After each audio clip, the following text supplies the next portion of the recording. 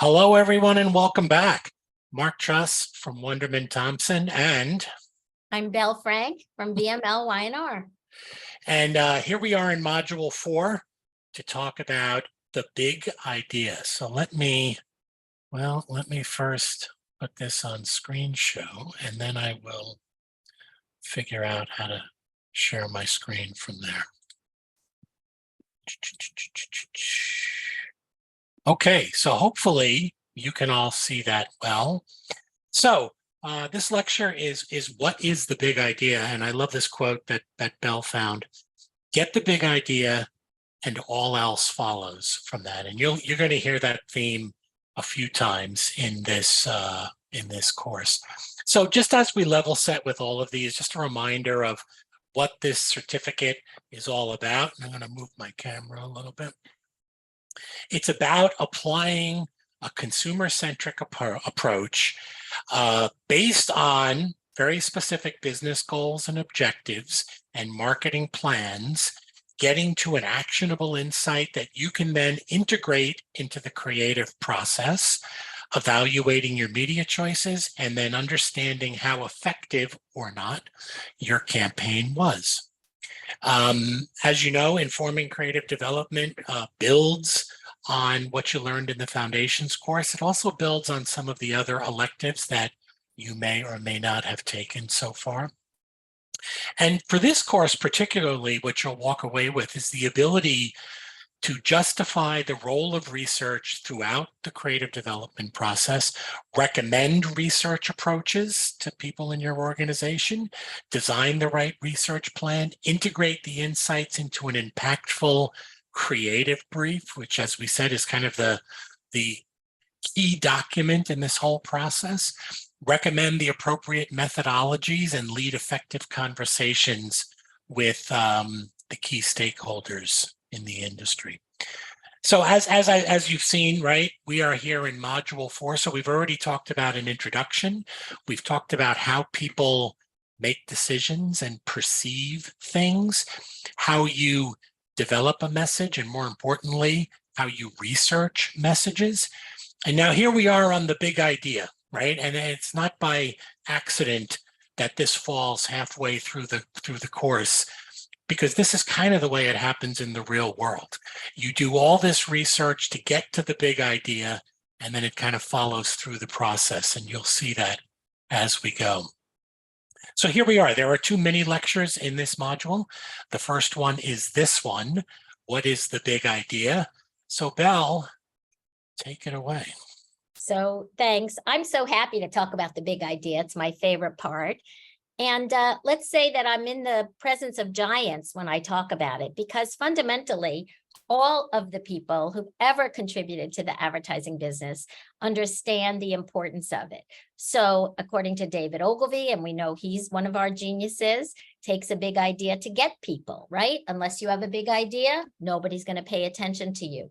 George Lois, the late George Lois, who just passed away and was responsible for so many extraordinary visual big ideas, also wrote a book called What is the Big Idea? So clearly it's important for creative development if 2 of our creative legends believed in it. Let's go to the next slide, Mark.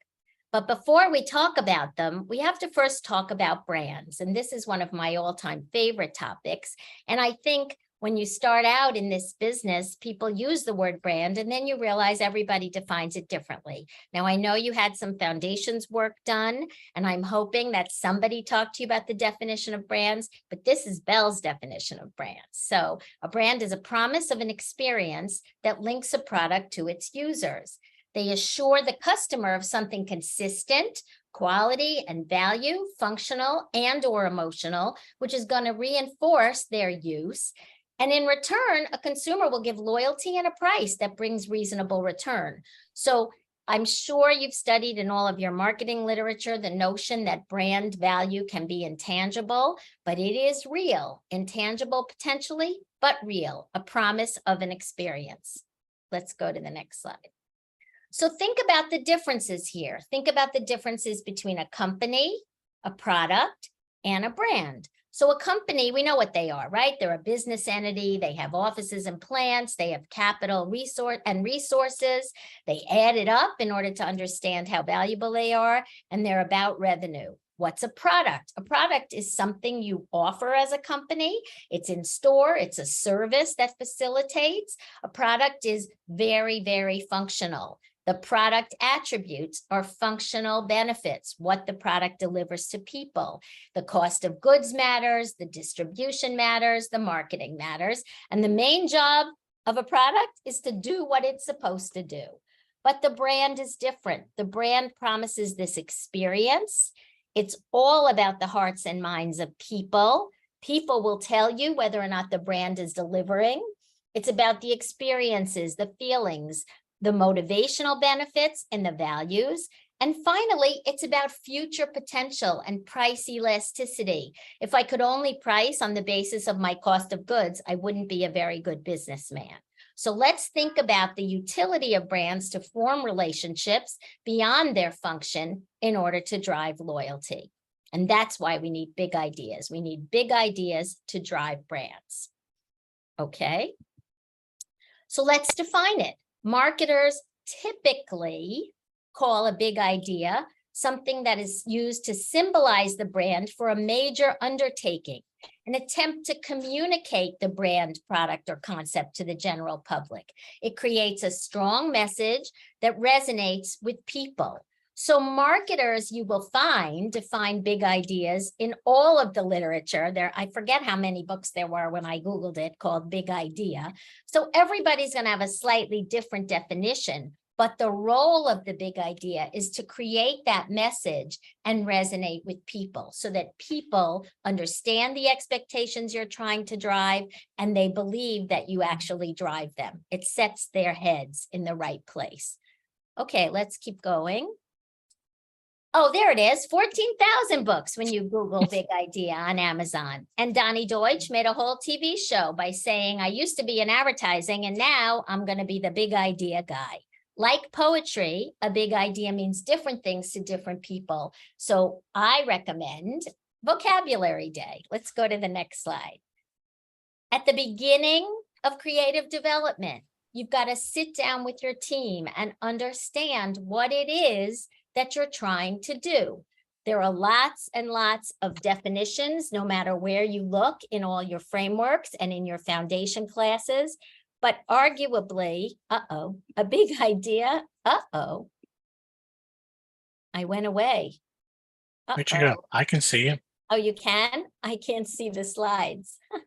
Okay, hold on. Oh my goodness, I'm so sorry, folks. I can't see the slides. I don't know where it is. Oh, Zoom. Got it. I'm so sorry. A big idea reflects a truth and serves as the brand's point of view. And the job of these frameworks and the job of articulating a big idea is to make the team gel, is to make sure that everybody understands the brands the same way, understands what we're trying to communicate, and appropriately reflects what's called the positioning. So the big idea, we believe, in communications can be called a creative platform. It's not the exact thing as the positioning, but it reflects the positioning. Positioning is sometimes called core value proposition. This is why I recommend Vocabulary Day.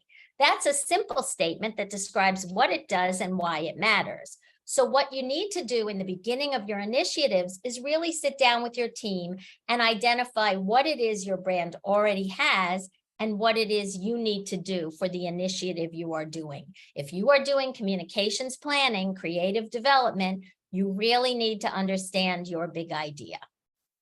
Okay? It's the glue. It drives integrated communications. Sometimes it's expressed in a tagline, but not always. Its job, as I said, is to set the expectations based on what we promise. And your work and your brand will be stronger if it reflects an aligned big idea with your team, with clients, and one that people respond positively to. Okay. How do we get there? Well, it's not that it's not easy, but it's also not that complicated. You got to start with everything you know about the brand, the product, the consumer, the culture, the category, and the competition. There really aren't shortcuts. If you're starting with a new brand, you've really got to understand into what environment are you placing this brand, into how this big idea is going to work. So I like to use kind of a three-dimensional circle, but I also like to consider emotional benefits and values. I definitely want to consider the competition, sometimes what's happening in the culture. So it's not often that a big idea comes directly from a single product attribute. In our world today, we have so many brands that they often are not differentiated in terms of function. It's that emotional connection that needs to make people feel good about them. Let's keep going. It'll become clearer. It becomes clearer with examples. Most of these are not ads, some of them are, but these are big ideas that the brand teams are aligned to. Some of them, like Real Beauty and Dove, you see in the communications. My all-time favorite big idea that I wish all my clients would try to emulate is this notion of making travel suck less. Lots of clients want them to be positive, but I think if you think about this as kind of a mission for Virgin, everything they do, everything they create, every service they create, every tactic they implement is designed to help make travel suck less. And if everybody's aligned to that, you will end up with a very strong brand. Okay, how do you get there? Well, this is where you get a little bit academic and you think about the way people think. So there's a combo, right? We think both divergently and convergently. We use our imagination and we use our logic. Not everybody is equally comfortable with each type of thinking. That's one of the wonderful reasons you have a team, because some people are very focused on the linear, and that's important. Some people are very focused on the creative, and that may be unexecutable. So the combination of divergent thinking and convergent thinking will really help you get to big ideas. There's lots of literature about this and lots of ways in workshops to employ both things. So let's keep going. I think we're going to go to Mark. Oh, no, let's just think for 1 second about the notion that we have to view the problem in a new light. So here I am trying to sell Jaws t-shirts, and here's my mannequin in a very creative way demonstrating what the movie is about. It might not have come by saying, oh, this movie is about a shark, but think about how wonderful that is. Everybody knows right away what happens in this movie. I think. Yeah, let me just, so, lateral thinking is kind of the divergent thinking that Belle was talking about. And I thought the point you made, Belle, was really interesting that, some people are better at one and better at the other. But I think the thing to remember is if you're better at one, it doesn't mean you can't do the other. Right. Everybody can do both. And a lot of it is about training and, more importantly, practice. The more you practice it, the more you can do both. And I'll be honest with you, some of the creatives I work with are excellent convergent thinkers. Yep. They're really good at getting to the core of the issue so that they can ideate around it. So don't be afraid of being what you're not naturally. Work at it, right? So Totally. this idea of lateral thinking, divergent thinking, starting with one idea and thinking about a bunch of different ways it can go. I like this definition. It's kind of the solving of problems by an indirect approach, typically through viewing the problem in a new or an unusual light, right? So one way to think about lateral thinking, if that's not your normal way, is to almost think, well, what would I normally do? And let me not do that. let me try this over here, right? So it's kind of not immediately obvious. Right. It may not be traditional logic. That's okay. That's what lateral thinking is all about. Let me give you an example of kind of creative lateral thinking. A woman has 2 sons who were born on the same hour of the same day of the same year. but they were not twins. How is that even possible? Think about that, right? Now, the convergent thinkers of us are saying, well, maybe it was two different dimensions. I don't know what, right? Like we start getting caught. Well, here's the answer, and it's pretty straightforward. They weren't twins, they were triplets. There was actually a third, and these are real triplets. You may remember them from their story. Anyway, here are some of my favorite examples of creative lateral thinking that actually don't come from the ad business. These are just people doing creative things. Think about this. I love this, right? Donut seeds. I can almost imagine a couple people sitting around having a glass of wine, and there are some Cheerios on the table, and someone said, you know what they look like? Someone said, we should market that. And you know what? I bet you they made a ton of money marketing this idea. Maybe. Maybe. This one kind of blows my mind. I would never think to use a chair that way, but why not? I mean, it's just really creative stuff. This one is another one that I think is genius, right? Kind of a little bit of necessity is the mother of invention, but excellent way of thinking about it. This one I love, right?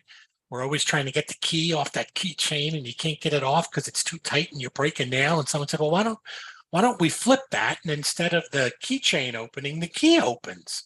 Brilliant. Love it. It's just absolutely. I wondered what those ripped jeans were for. Yeah, there you go. This one too, right? Like talk about perfect use of space and making something really worthwhile. And then the Jaws one we have again. Right. Go ahead, Mel. So I think in my learning, and there's all kinds of writing on this, I've worked with a very creative researcher who actually has spent a lot of time training teams in order to think differently. And the interesting thing, if we start on the right, is the divergent thinking typically comes first, to Mark's point. You begin with something, but then you take it very wide. And then convergent thinking, beginning with a lot of information and whittling it down. And the most interesting thing to me is that the divergent has a lot of ideas. And so you kind of have to start there so that you know which of your very many wild ideas you want to really work on. But I think it's important, if you go to the next slide, to talk about how. So right now, I'd like to ask everybody watching me, and of course I can't chat, to stand up and reach as high. Oh, Mark, you're such a trooper. And reach as high as you can for the sky. Reach for the sky. I'm sure you need it to stretch. And then right now, I want everybody to fall down and touch your toes. I'm gone, right? I'm gone. Fall down and touch your toes. Now, when we do this exercise with people in classes, some people like reaching, some people like falling down, but the big lesson is here, you can't do them both together. You have to go in sequence. You have to try some things. And if some of you are busy diverging and some of you are busy converging in your little workshop, you may end up with not such a productive session. So really force yourself to say, let's just come up with a lot of ideas. So if you go to the next slide, there are some practices that help you with this. So first of all, when you're diverging, you go for quantity. You go for novelty. Some people say throw away the first three because the first three are not going to be your most creative ideas. And most importantly, defer judgment at that stage. Then when you go to converge, you really ask yourself, what's great? What can be improved? And if something has some limitations, Mark and I were talking, and you'll see on the next slide about the bad idea brainstorm. How can we reframe it? When you have something that doesn't work, how can you reframe? So, look, when you're brainstorming, they always say there are no bad ideas. Well, you know what? There are bad ideas. And that's okay, as long as you don't stop with the bad ideas, right? So don't just throw out things and go, well, that's stupid. We were, Belle and I were looking at this, and here's someone's idea for a new delivery service, break into someone's house and deliver it. And I'm sure all of us would say, you know what, that's not a good idea. That's a bad idea. But you know what? If you sit around and think about it more, that bad idea, I bet you, could lead to other ideas. And those other ideas, there may be a gem in one of those. So, this idea that Belle said of having a bad idea session, that's not the wrong approach, because the bad ideas are usually the ones that are way out there. They're unexpected, they're interesting, they're engaging. It's the ones that are close in, obvious and expected that we get to first, but those normally do not excite consumers. They don't capture people's attention. It's the crazy things that do. So start there, start out on the I fringes. really think that is such an important lesson, is just not to throw it away because Yeah. it doesn't seem feasible. Just think about what you might have to do in order to make it work.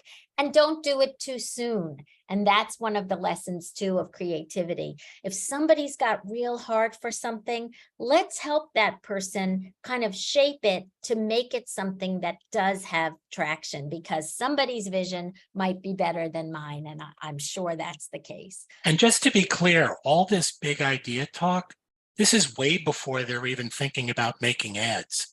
They haven't even thought about what this is going to look like when it becomes an ad. This is just under what umbrella do these ads sit when we get to making those. Totally right. Totally. So that said, this lesson comes to a close by saying there really isn't one single right answer when you're doing creative development or big ideas. With math, there's an answer, right? You add it and you get to the answer.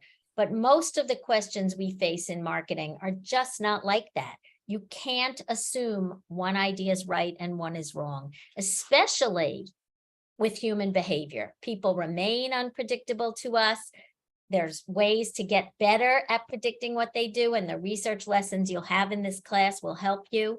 But honestly, start with an idea and the opposite of it can be another good one. So Rory Sutherland is one of our heroes, Mark and I, and we're Love it. happy to quote him here. So All right. thanks. So for listening. that's what a big idea is. Belle, thank you. Everybody, thank you. And we will see you all soon. Take care. Thank you.